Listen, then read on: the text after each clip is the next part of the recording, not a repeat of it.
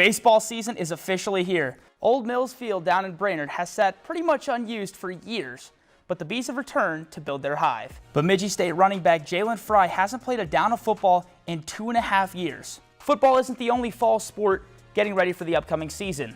Volleyball is in full effect for the Wolves of Walker Hackensack Akeley. The New Year's Eve special will be a highly anticipated matchup for Beaver hockey fans. After finishing last season with a losing record of 11, 20, and 3, it all came down to one final game for the Roseau baseball team, when their regional rivals from just down the road on Highway 2, the University of North Dakota, come to the Sanford Center on Friday night to begin a home-and-home series. The Blaze Youth Softball Tournament kicked things off today, inviting teams from far and wide, and even across borders, to compete for the almighty trophy of a t-shirt. Playing in Brainerd tonight in front of their homecoming crowd will be the 77th matchup between the two schools. Lurtzen said the AD role for BSU was a perfect fit for her as she was ready to take the next step in her career. The defense steadily improved throughout the season and was able to come up with timely stops when need be. Down in Brainerd this weekend for the biggest event that Brainerd International Raceway hosts every year. War Road coming into tonight with an undefeated 5-0 record, and rightfully so, as they're ranked first in the state Class 1A. High school sports have officially come to an end until next fall. Well, spring sports all across the area have been trying to dodge all the rain in the forecast today, and over in Pequot Lakes, they did just that. High school football is officially back, especially for the Brainerd Warriors, who get to kick their season off a little earlier this year, as they've been scheduled to play a Week 0 game. Yesterday, they put the pads on for the first time. The Brainerd Warriors have had their first fully padded practice of the season. The Warriors, who opened their season last year with a win, ultimately finished with a losing record and a first-round playoff exit.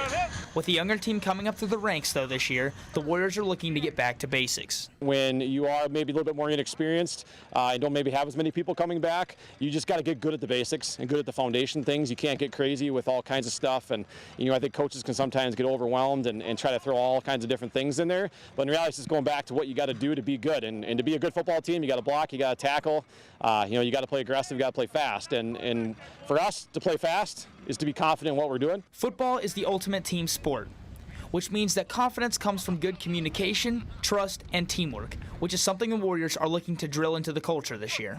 Our motto this year is iron sharpens iron, and if one guy can sharpen to the next guy, it just works its way down the line.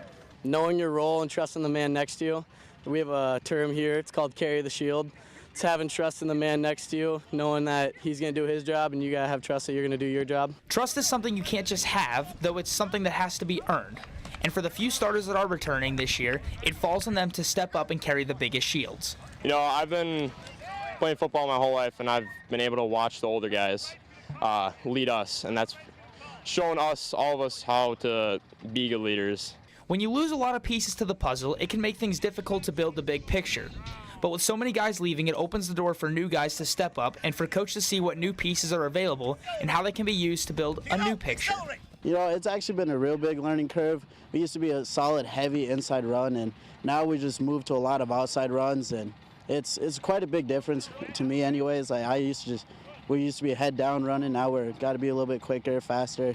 It's a big change, but you get used to it pretty quick. The Warriors have not had a winning season since 2018, which means the table is set and the fire has been lit to turn things around come 2022. Well, as you take a look at the Warriors' upcoming schedule, that Week 0 game I mentioned at Coon Rapids on the 26th, then home for the season opener against Andover, back away from Moorhead, and then back home, Sartell St. Stephen. Starting things off in the third, game tied at 1, junior Callie Forsberg works down and squares one up, goes top left. Beavs up 2-1. Lions are hunters, though. Puck is kicked out and crossed. The freshman Sarah Davies drops a knee on one-timer, pops it up over the shoulder. That's a goal. It's all tied up at 2. End of regulation. This one needed some extra time. Bemidji looking to end it. Gabby Smith brings it up and around. Taylor Nelson cuts to the net for the quick pass and redirect to end it. The Beavers start their season 1-0, an overtime winner, winning this one 3-2. Across the lake over to BSU campus, the Beavers hosted the Cougars in women's volleyball, starting things off in the first set. From one Halley to the other, Holker on the pass, Mertz on the kill, tied up at 2. Brent Askew on the dig for the Cougars. It comes Sadie Voss on the set. Grace Handel, the 6'1 sophomore, gets the kill for the Cougars. Beavers answer right back, though. Emily Wade on the set. Mertz once again on the kill, drilling this one home. The Cougars of Sioux Falls did come out on top, though, winning this one 3-2.